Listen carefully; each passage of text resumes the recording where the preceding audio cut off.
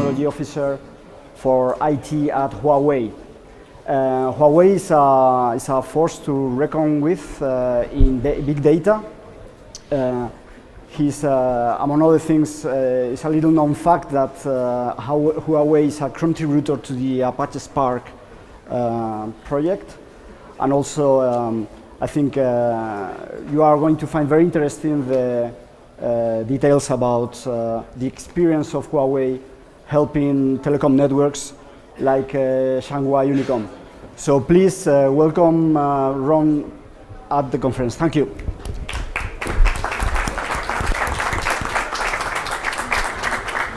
Thank you very much.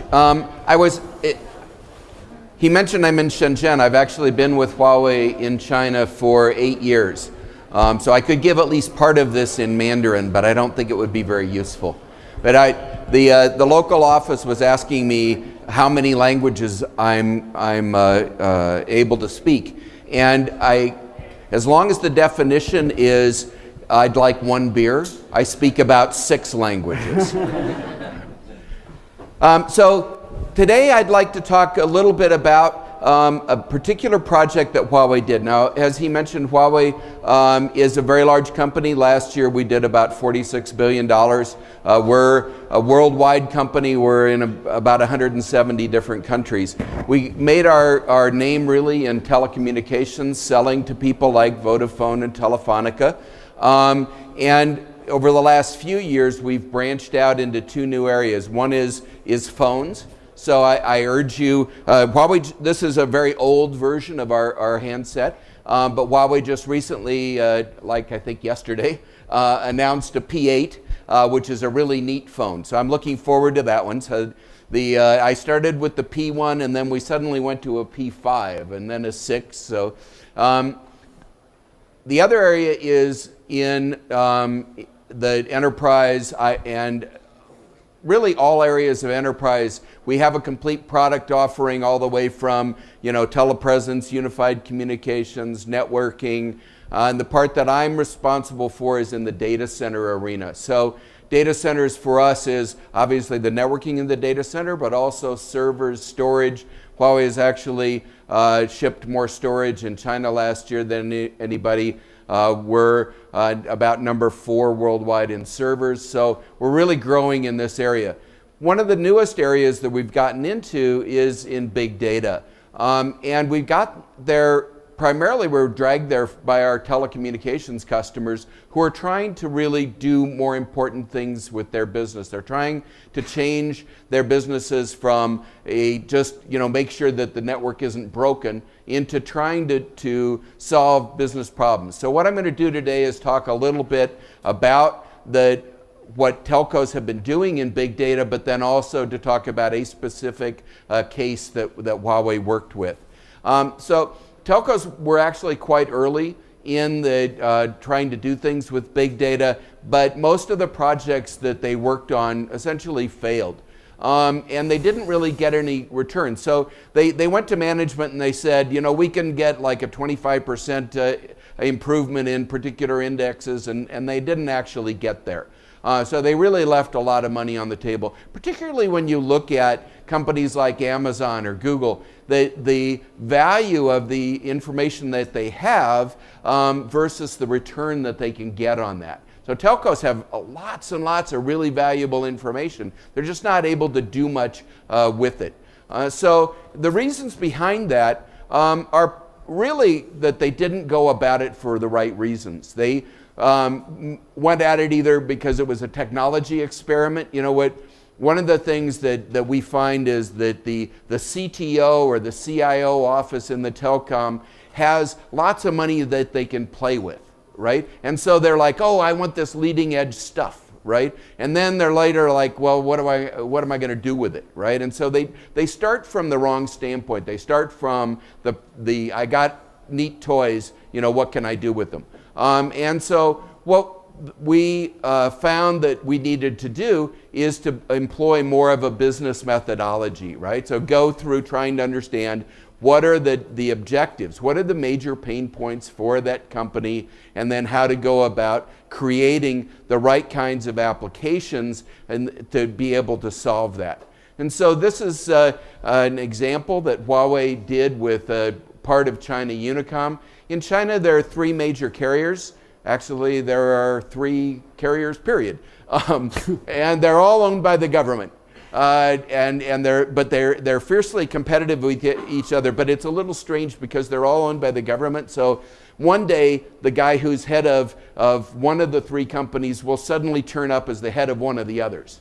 So I'm not sure how that happens, right? And how do you go from hating this competitor to suddenly being the head of it? So, but anyway, the China Unicom is the carrier that has it's the closest analogy to a European carrier from a technology standpoint. They're using the same technology that all of the European carriers are utilizing.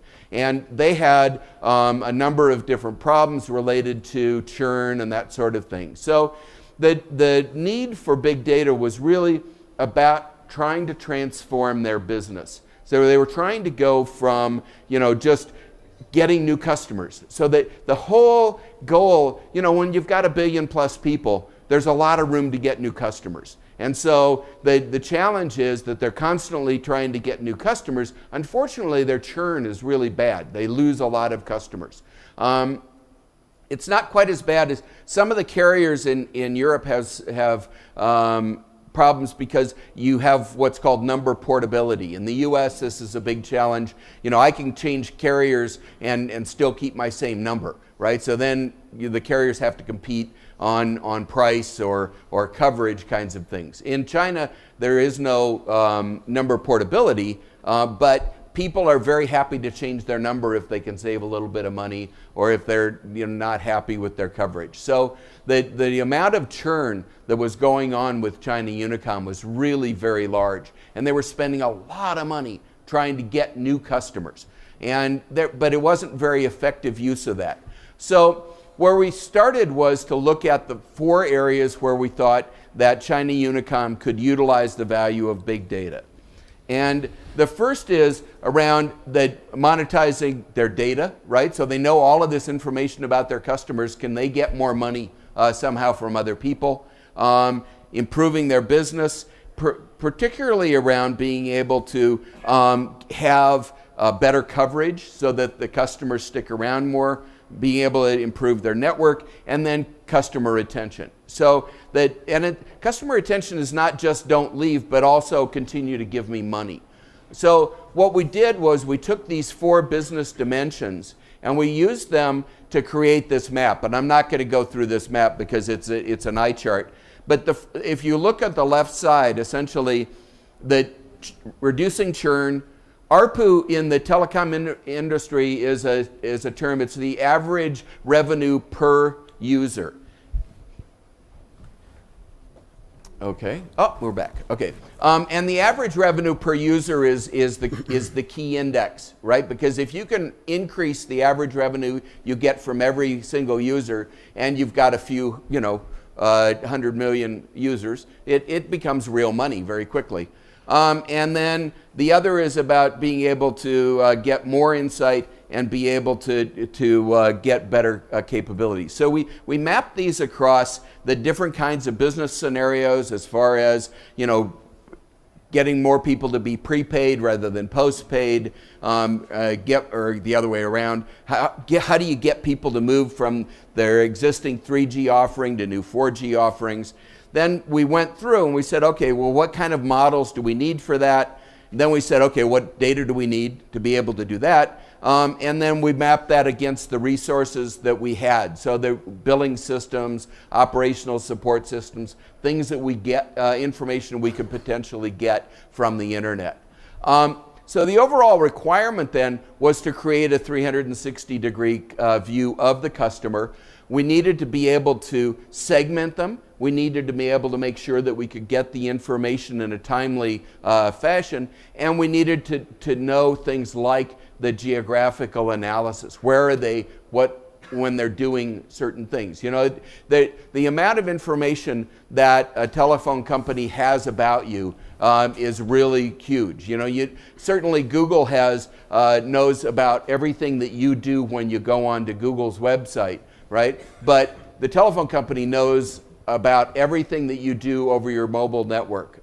And so they have even more knowledge. So if you look at the information, we ended up coming up with a bunch of different tags for different profile things. So like the basic characteristics of the user, the information about their terminal, which is their device, right?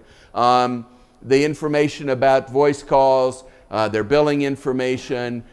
So you can see that we created essentially 1,000 tags that characterized a particular user, right? So for any particular user, there's 1,000 different pieces of information that are coming from all kinds of different places, right? It's coming from network equipment, it's coming from the billing information, it's coming from the device itself, because your device tells the network, you know, I'm this kind of a phone, I have this kind of capabilities. They know all of this kind of thing. So the goal then was to capture all of the touch points around that customer. So that we could use them for marketing, we could use them for selling new kinds of services, we can use them for customer care, right? Because one of the important things about trying to retain your existing customers is that they're happy, right? And so one of the things that we desperately, or the operator desperately wants to know is, are they serving your needs? Are you happy with your experience? Are your calls being dropped? Are you having frustrations, right? So there's a lot of information that can be gotten out of that, and we want to do it across lots of different channels, because in China, the way that you buy the top-up kinds of things, there's lots of different ways to add money to your account. You can go buy little scratch-off cards. You can go down to the corner grocery and they'll do it automatically for you. So there's tons and tons of different channels that are available to be able to do new kinds of selling activities. There are also thousands of small shops. You can buy new phones. You can get new telephone numbers. Oddly enough, one of the in China there's a lot of I guess you could say superstitions around numbers. So certain numbers are better than other numbers, and the phone companies used to just publish these huge lists. So you would go in and I want to get a new SIM, and you would have this stack of paper, and you would go through and looking at all of these numbers and say, oh, I like that number, right? But they were printing these out every day, right? Huge numbers of, and so by the time you actually said, oh, I want this one, it's too late, somebody already had it, right? So they finally started to put that online, but they got smarter, and they was like, people will pay us more money for this. So let's say that the number 8 is really a special number. So a telephone number that has a bunch of 8s in it and has none of the bad numbers, like a 4, right? You can go in and it can cost you like $500 to get that number, right? So it's a new source of revenue. But that's a digression. So anyway, so what they're trying to, there's lots of different ways that people can buy stuff. And so we need to touch all of that. And one of the ways that we went about doing that is to increase the web touch points. So we actually give people an incentive to go on to, click on this QR code and download this application. And this application has lots of different things, and it plugs into different applications. Baidu is the Google search engine in China, and so you can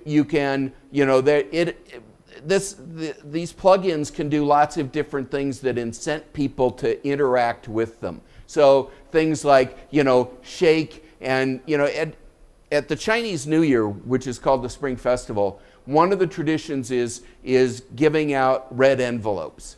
And these red envelopes have cash in them. So it's if you're single and your friends are married, they have to give you cash, right? It's a great deal, right? And so that they've gone electronic with this. And we actually, one of our other customers, which is an ISP that does WeChat, if you use WeChat, they actually put an application out there, and you could shake, and it was a random number generator essentially, and you could maybe end up with money. But that's money that you can only utilize on their network to buy things in their games, kind of things. But there's a lot of different ways that you can get interaction. So we started to get much more data about those particular customers, and we could now get over 70%, 75% of all of the interactions that they were making were now capturable events. So we could put it into our big data analysis. So this was being able to know much more about all of the interactions that they were having with the internet. And the result was that we could do much more specialized marketing. So in 2013, the operator was doing blasts, right? So everybody got the same SMS message that says, top up and we'll give you 5% off, right? Give us 100 renminbi and we'll give you 110 in credit on your phone. And the conversion rate was really low. I mean, 0.7%, right?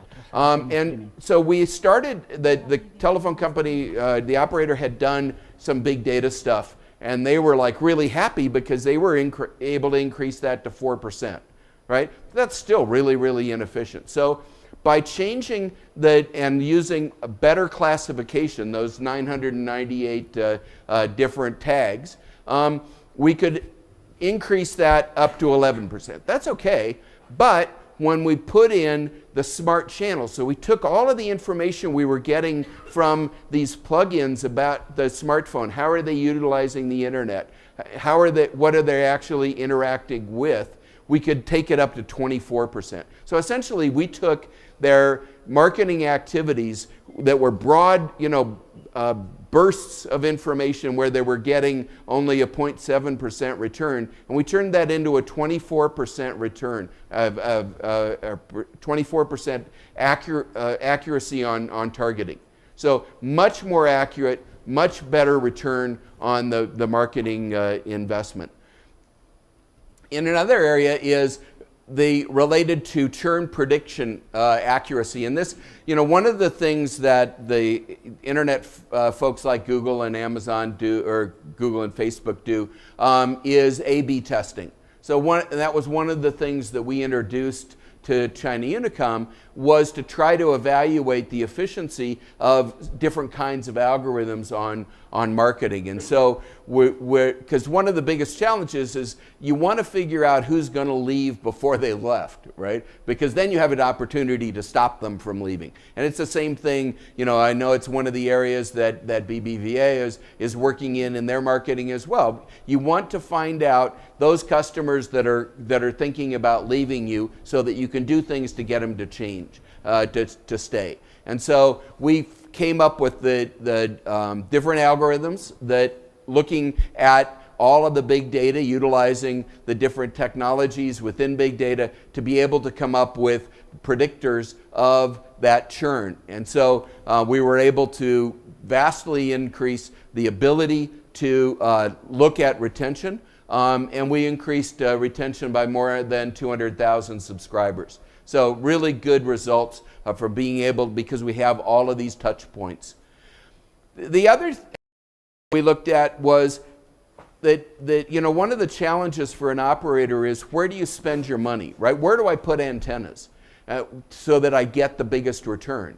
And so the challenge is, traditional ways of measuring the network are relatively brute force. And how many users did I have in a particular geographic area?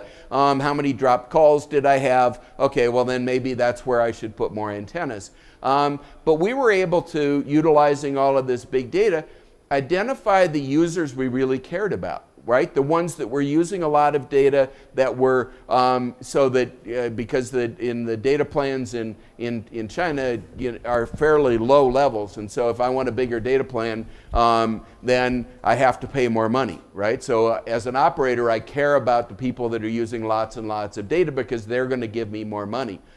So we could actually help them map where they should be putting more antennas, where they should be putting more coverage to be able to maximize their revenue.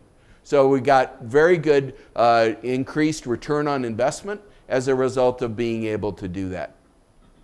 Another area is to start to monetize. So the location-based information. So I can go in and tell the people that are, there's a lot of advertising that goes on at bus stops and at metro stations, the subways, those kinds of things.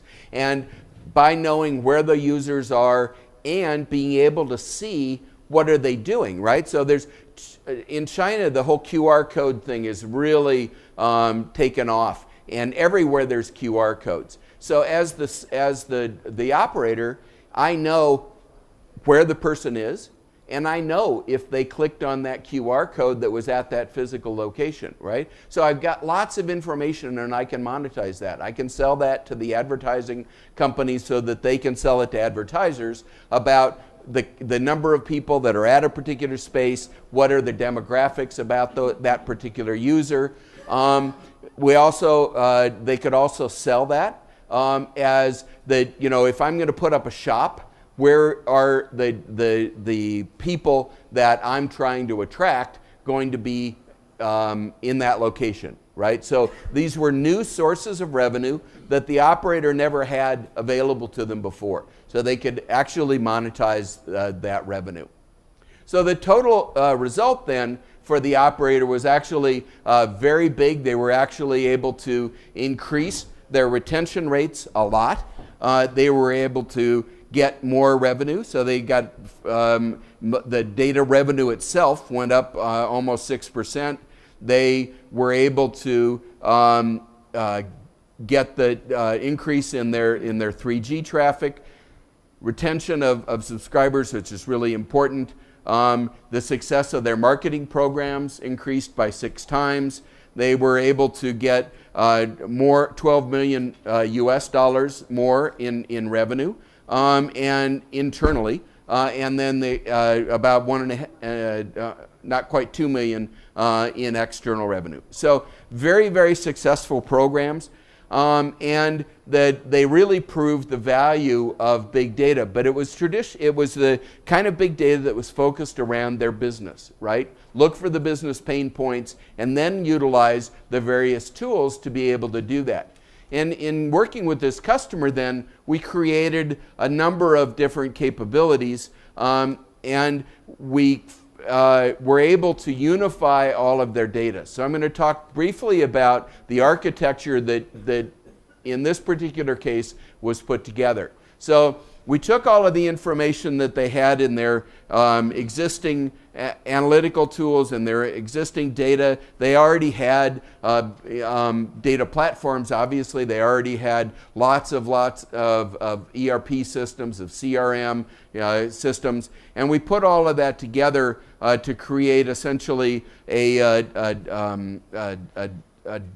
data solution architecture. We had created an open data bus that they could then utilize to be able to put the different applications on top of it.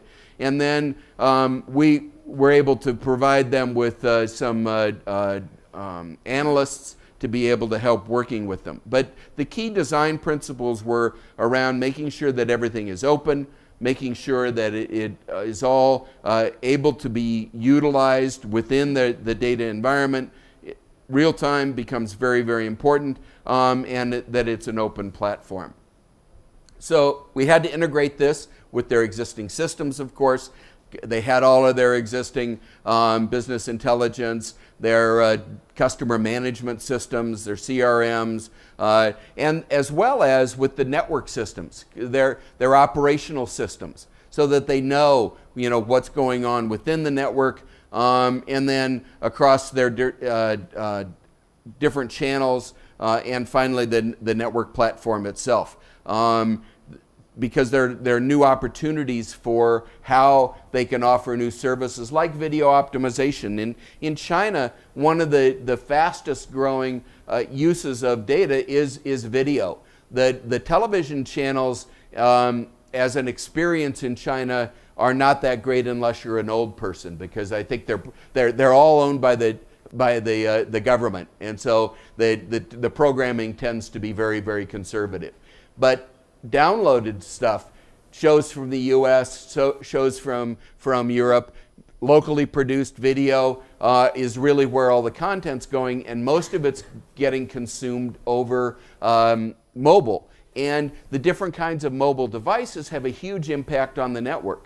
Because if I've got my iPad and it's got the Retina display and I've got all of this, I have to provide a much better video experience for those users than if I'm just got a small mobile phone and I'm trying to look at a very low res screen. So being able to optimize the video, being able to deliver that, offers new kinds of marketing opportunities as well. So a lot of very interesting things that can be done on this. Huawei created a platform we called Fusion Insight that has a lot of unification tools to be able to do this. It's a bunch of it is open source, like Hadoop, like Spark, Storm, other systems like this, to be able to put together a platform. And in fact, working with some local software vendors in China, we created essentially what translates from the Chinese into a wisdom center, which gave the capabilities to the operator. So one of the things that we wanted to do in working with China Mobile was to be able to make them more self-sufficient, right? We're not a consulting company. We're not trying to be there every day getting more money from them by customizing things. We wanted to be able to help them to help themselves. So we created these set of tools that are drag and drop, essentially tools that they can then create new kinds of big data applications. We packaged a set of analytics. Huawei has hired a bunch of data scientists. We have an organization that we put together in Hong Kong that's headed up by a professor at one of the science universities in Hong Kong to be able to come up with prepackaged analytics. And then making sure, obviously, that it's all secure because that information is very critical. So we were able to put this wisdom center together in a way that the operator can now do an awful lot of the modeling, an awful lot of the big data analytics themselves. And so we end up essentially with a data scientist in a box with different modules that are related to the business improvement, customer retention, network, and then being able to open up those interfaces to sell new services to new kinds of customers. So a lot of capabilities. The other thing is that we were able to improve their business. So traditionally in telco, new kinds of applications, new kinds of marketing activities, very, very long development cycles because they're waterfall. They essentially are, we plan everything, we organize it, we develop it, then it has to be tested for a long time, and then finally rolled out. But what we were able to do with this was to shorten the execution time to about 3 months. And part of that was because we put our engineers together in the same office with theirs to have a joint business innovation center, and we were able to shorten this by utilizing the same kinds of agile development, and in fact moving into a DevOps environment where you can very quickly try things. If it doesn't work, try something different, right? So very kind of active environment. We've now expanded this to other customers. Turkcell is obviously in Turkey. Mobily is in Saudi Arabia. So we're expanding this set of capabilities to other customers within Huawei. So I think that gives you a flavor for how to really see a success from big data. And it begins with what is the business problem? Because if you don't really have a key business problem, then all you're trying to do is take all of these fancy new tools you downloaded or whatever and be able to do something fun, right? So, I mean, it's fun to play with big data, but it's a much more enjoyable experience if your business gets better as a result of it.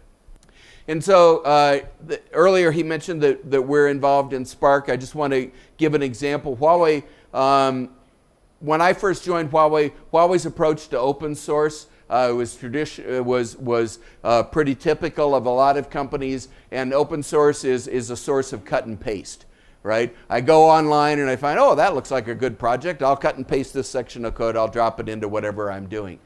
Over time, we've matured. We've become a very strong supporter of the open source movement. Huawei gives back a huge amount. We have dedicated development teams in India, in China, in the US that are just totally focused on doing things in open source. So I'm going to give you an example from Spark. Spark, for those of you that don't know it, is a module that originally was put on essentially on top of Hadoop to be able to solve different problems. It's interesting because in our work with big data, we started off with Hadoop. What we found was that an awful lot of our customers were using Hadoop as a big, essentially a big SQL engine, right? They were using MapReduce as a faster way to have huge amounts of data, because a lot of our customers coming from China, like China Mobile is a good example. So China Mobile has about 500 million customers. And so they were having a huge problem in giving people access to their call records online for more than about a month at a time, because you try to fill up a normal kind of SQL database for 500 million users, a month's worth of data is an awful lot of stuff to put in that database. And so they capped it. They had it online, they just couldn't get at it, right? And because it's all in essentially like comma delimited formats. So the first project that we did with them with Hadoop was to give their web-based customers the ability to go back for 6 months and look at their data records. And what they were doing was they were using Hadoop. They were using MapReduce as a way to sort through all of these records. It works, it's just not very efficient. Well, that's where Spark comes in, because Spark essentially allows you to get rid of the two-step MapReduce kind of process and be able to do in-memory calculations from that. And this Spark came out of some research that was done at Berkeley in the HDMP or AMP lab, and Huawei is one of the funders for that. Some of the other, I think the Stradio is as well. So what we had, when we started working on some of the projects, we found that there were some issues with utilizing Spark on, particularly for SQL on top of HBase, or the Hadoop file system, HDFS, and then HBase as the CERN presentation talked about HBase as well. Very common way of putting stuff into memory to be processed. And it was really driven by, our work in Spark, as I mentioned, was driven by what was coming out of telcos.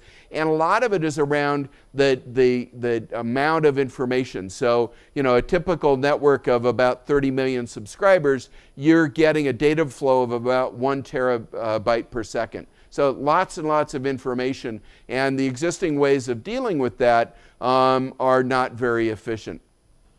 So in a traditional Spark, you have on the left here, there's a lot of different plugins that are essentially plugging into the MapReduce capabilities of Hadoop. It's not very easy to use, and it's slow. And so we did some optimizations around Spark SQL to be able to create a much more efficient system, essentially by taking the metadata and dealing with it separately from the actual data formats itself. We used both Scala, Java, and Python. We created APIs for all of those, pluggable capabilities. These are all things that were put back into the Spark environment. Very, very impressive results. One of the ways to get the information out of Spark traditionally was a tool that was called Phoenix. you can see that the response time, the amount of time it took to get information out, and this was using the standard TPC, the benchmark data, 10 million records. You can see much better response times with the work that we did. Also vastly improved the ability to load all the information in because you weren't going through these intermediate stages. So you get the information in, whether it's a direct bulk load or it's pre-split, doesn't, they both showed huge improvements.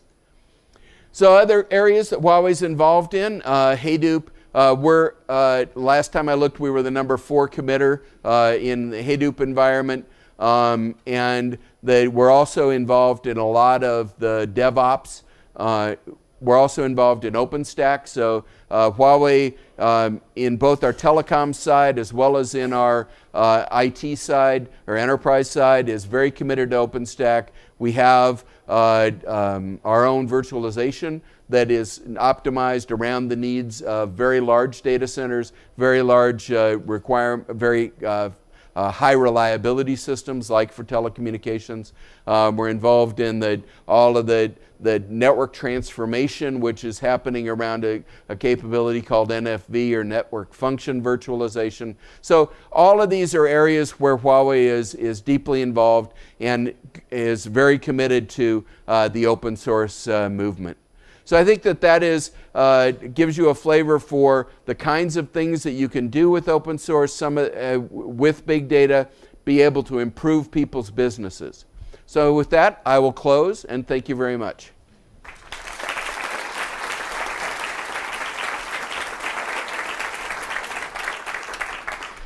Because we're running quite late, there's probably not time for questions, but I'll be around all day. Yeah, maybe if you want, we can ask. I'm happy to. Yeah, sure, no problem. So you have opportunity for one question. Okay, Elena. You want to give her a mic? You want to... Thank you very much. Hola, sí. So thank you very much for your talk. Very interesting. And I was wondering regarding this concept, data scientist in a box. So this is something that you provide to operators for specific projects, and what happens afterwards? Do they build this competence internally, or do you continue there? How does this work? So one of the challenges with the operators is that they tend to have lots and lots of programmers, but they're more traditional. They know how to use SQL, they know how to use traditional tools. And so the concept of a data scientist is very difficult for them to really deal with. They don't have those people. And so what we're trying to do is to give them a set of easily used tools that they can use and without really understanding so much about what's inside of that black box. So it's reusable tools that they can use to improve their businesses, and then we can use with other customers as well. Well, okay. I think I talk for everyone as I thank you because your speech was really, really, really interesting. So let's give him a okay. Well, thank you very much. Thank you. My pleasure.